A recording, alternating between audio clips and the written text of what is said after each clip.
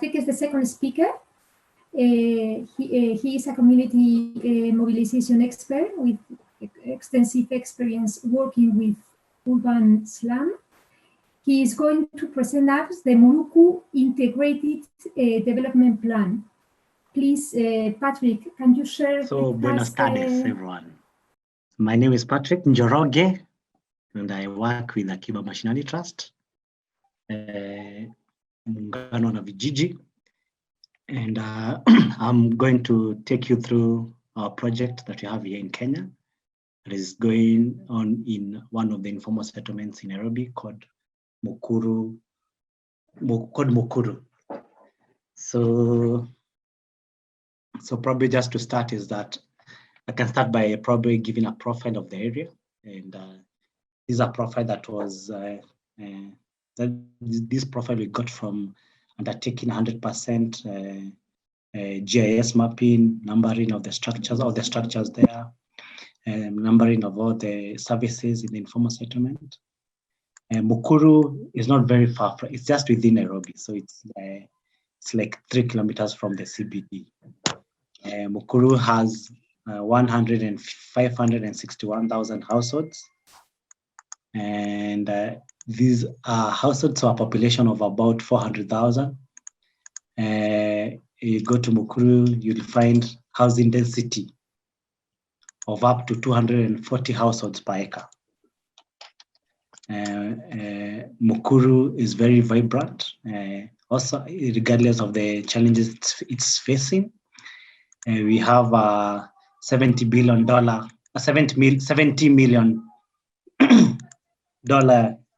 economy. There are so many businesses there going on there. The rent that is collected there, like for instance in Mukuru, the rent that is collected per month is around $3.6 million. We have services taken about, that is collected informally, like for water, for electricity. It adds up to around $800,000 per month. So it's a very vibrant area. Mukuru sits on there's a map there of Mukuru, and it's the whole of this area. It's 647 acres. The 647 acres in Mukuru. You have different settlements, like we have Mukuru kwa Jenga, that's this belt. Then inside here we have Mukuru kwa Ruben, then Mukuru kwa Jenga this side. So in total we have 30 villages in the area, and this area also they are also in terms of services, you'll find services right now currently are being provided informally, because the government has just done the services up to the periphery of Mukuru. So, but something that right now, probably as I go on, I'll discuss what's now currently happening to improve that. This is what used to, like if you look at the pictures there, you can see the pipes that distribute water within the area. It's like spaghetti pipes passing through the drainages, the dirty drainages. We have like this picture here, we have a toilet that is empty on top of the pipes, and some of the pipes are disjointed. So what happens is when there's no water, the pipes will suck in the dirty waste. When there's water, then when the water comes, then the water will go with the dirty waste and people will consume. Over the past 4 years, we have been having annual cases of cholera in the area. So like you see here also, like on average, you have 234 households sharing one public tap. So that's general profile of the area. This is in detail, the pictures I was explaining on water and sanitation. You can look at the picture there on your, this picture number 2, how in terms of waste, how there's a lot of waste here, sanitation. The area has been, let me say, been a public health hazard If you look at Mukuru, generally these are the streets. The streets look at that like that because you can see how busy they are. People doing their businesses along the streets. You can see there are no pedestrian ways. The cars, like there's a car here, and people are just sharing one way. There are bodabodas or motorbikes. So it's a very busy street, one of the busy streets. You can see the solid waste. So in Mukuru, you can see how the drainages have been clogged with solid waste due to lack of proper planning and proper waste management system for collection. This is the riparian, this is the river in Mukuru. There's a river that passes there. You can see also people have just constructed next to the river. So you find when it rains, these houses normally are flooded or are swept away. You can see also people have dumped they dump the waste into the river. There's this pipe here. These are toilet that is just they're just putting the waste into the river.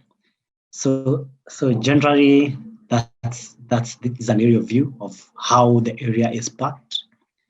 Mukuru over the years, right now is like 98% full. So what is happening? People now are constructing ground plus one of the iron sheets. And so you can see there are no roads, so this is one of the areas we took. But I know if you go there and take a picture right now, it's somehow different because of the development that is taking place.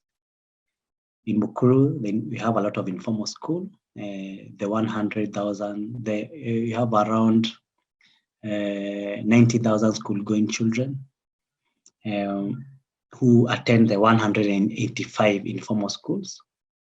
The area has just 6 state-supported schools, which are not enough. And in Kenya, we have free primary education. So if you're in a public school, you're able to access that. If you're in a private school, you're not able to access that. So the poor end up paying more to get services. And so this is how the electricity and how it's reticulated within the informal settlement. There's the formal electricity that comes up to this with the transformer. Then you have the cartels who now tap into this formal electricity and distribute the electricity within the informal settlements at a charge. So they're the ones who get paid and not the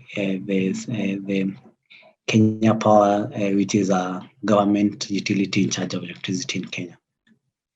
So probably just to add is that all these services, we have realized that people in Mukuru suffer what we call a poverty penalty, where they end up paying more for services, yet the services they receive are of low quality and low quantity.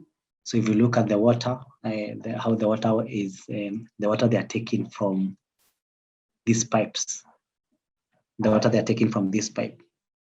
they pay more for 20 liters jerrycan, because in Kenya, most people buy water in 20 liters jerrycan. 20 liters jerrycan they pay around 0.1 cents of a dollar. But if they were to pay this through the formal ways, or if you look at the formal areas, what they pay for the same amount is they pay like 0.01 cents. So these people end up paying more, like even 1,000 times more percent more than the people who live in the formal areas and who also have higher income than them.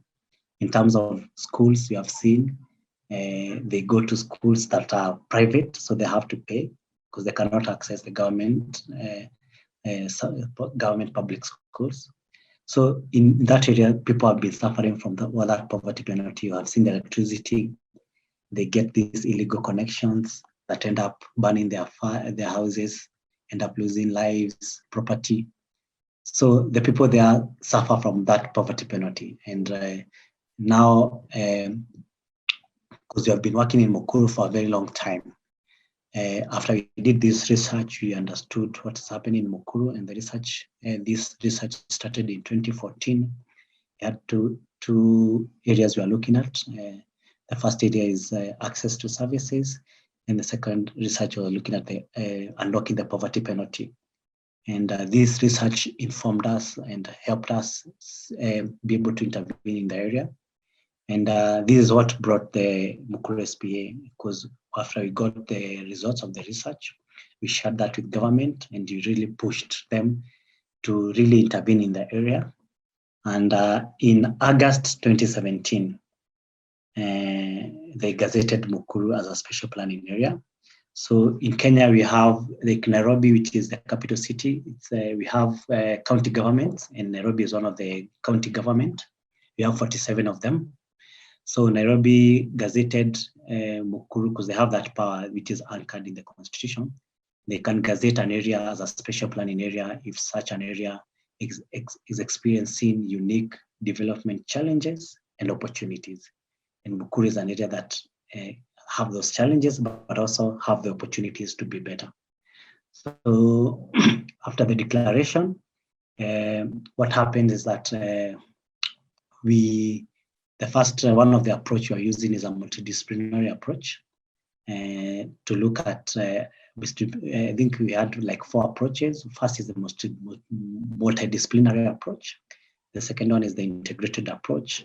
Then you had the what do you call it? The participatory approach. Then we had the strategic approach. If you look at the multidisciplinary approach, how after the declaration, now the county was supposed to come up with plans for within a period of 2 years. So they're supposed to come with plans, an integrated development plan. So what we did is we formed various sectors that we look at different areas in Mukuru, and these are some of the sectors. These are the 8 sectors we had. We had one that was looking at housing, infrastructure and commerce, education, youth affairs and culture, health services, land, water, sanitation and energy, environment, natural resources, coordination, community organization and communication, and now water, and also finance.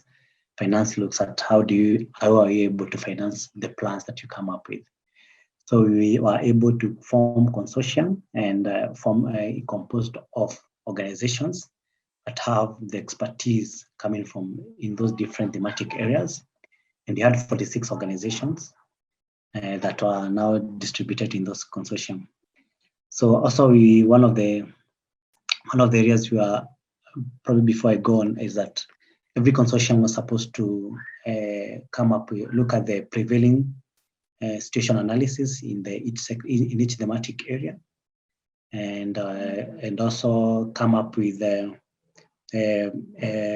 best practices that can work to alleviate the challenges people are facing, and also come up with policy briefs that can be used to change how informal settlements within that sector how informal settlements can be upgraded. And also create that precedent that other people can come and follow. So they're also supposed to sit with the community and take their views in each of the segment, and so the community can give their views on how they want their community to look at it is Mukuru. In terms of education, what kind of education do they want? In terms of health services, so they give their views. So the process, I think one of the challenges we had when you're doing this process was we had 100,000 households, is to look at how do we ensure that all these people are able to participate in this process. And we had a theme, which I think which everyone knows is called Leave No One Behind, to ensure that no one is left behind in this process. So what we did is we even before the declaration, because we are still pushing, we have started engaging the community and looking for a structure that can be used.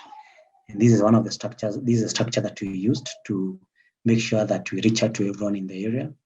And we first of all is to we created 13 segments out of the 30 villages. So we combined some of the villages to create 13 segments, which each consortium can come and sit down with the community, because we realized we can't do meetings in all those 30 villages. So we had 13 segments that face similar challenges and all that, some small, some medium, so we matched them, the big ones were left alone. And so what happened is that under each of the segments, each of these segments had around, they're almost equal, around 8,000 households. So under each segment, we did mapping and numbering. We mapped, and each and every household we numbered and gave household addresses to each and every household in the area under each segment. Then we also took profile of the people who live under those segments. In Mukuru, most how the households are organized, we have plots which have 8 to 12 households. So that one is what we were calling a cell. So then within that cell, there was someone who was elected to represent the people in case of any information that trickles down. In case there's something, someone can be able to do to alert the rest. Then those 10 cells, we combine them to form a subcluster of 100 households. This is where we were calling it, the subcluster is like a community platform where at that level people can start discussing the issues they're facing. So after the subcluster, under each segment we had, because each segment had around 8,000 households, we had around 80 subclusters.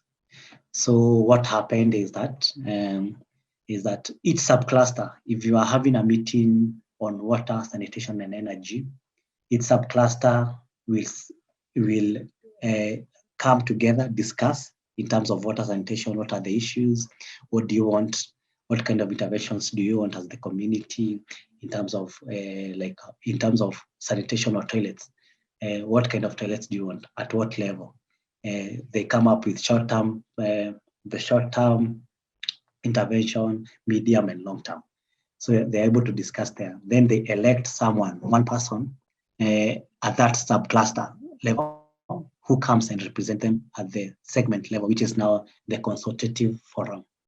So like for the consortium that is dealing with water, sanitation, and energy will come at the segment level, but the community have already discussed at the subcluster level, and the person who is coming at the segment level is coming to represent the rest. So the person will even come with minutes of what they discussed and then present now at the segment level. So we held several meetings on that, education, health services, the land, and at the housing, infrastructure and commerce, which was looking at the spaces, even went further down and was doing their meetings at each village. They were having two meetings, so they did 60 meetings in the whole of Mukuru. So that's the level of just sharing that to show the level of detail in how the community was involved and how this was community led. So currently what is happening, the plans as for us, we are saying as Corona came, it came with challenges to everyone around the world, but also it came also with some opportunities, especially to some people, to the people who live in informal settlements. So what happened is that, like in Kenya, when there was the first outbreak, the government was thinking, because people in informal settlement are congested.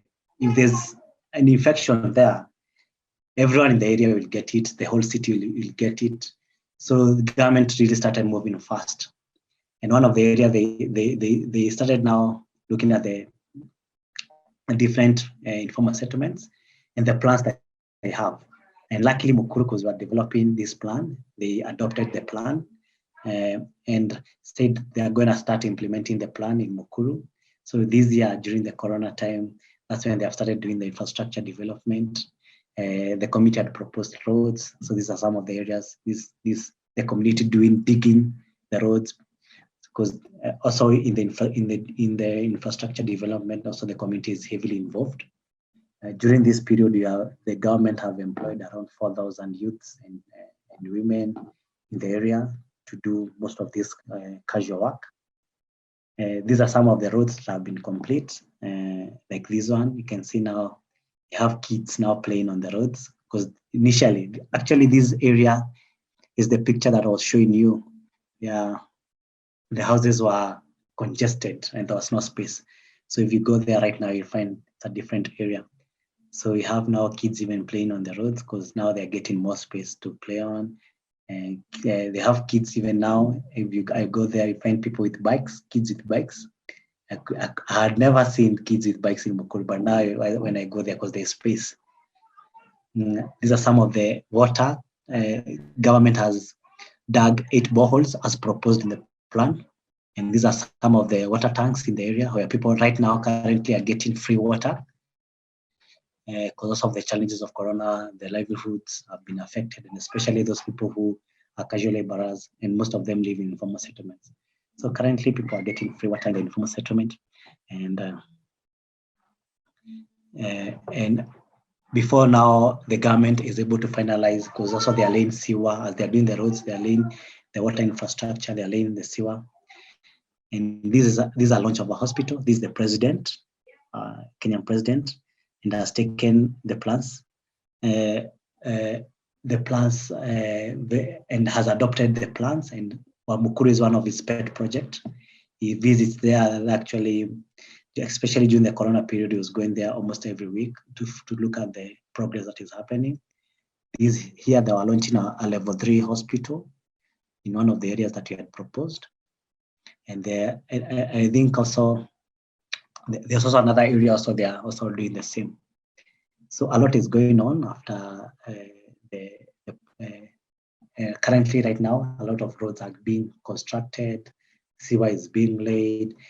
And in Mukuru, like for instance, they plan to do 53 kilometers of tarmac road. They plan to do almost a similar for water, similar kilometers for water and sewer. And so now also currently also what is not here is also we're also working on a pilot project to start connecting people to water and sewer as the government is finalizing the infrastructure. So yeah, these are some of the pictures of the meetings that we held in the community, and the conversation in the community, the discussions and all that. So I think that's it.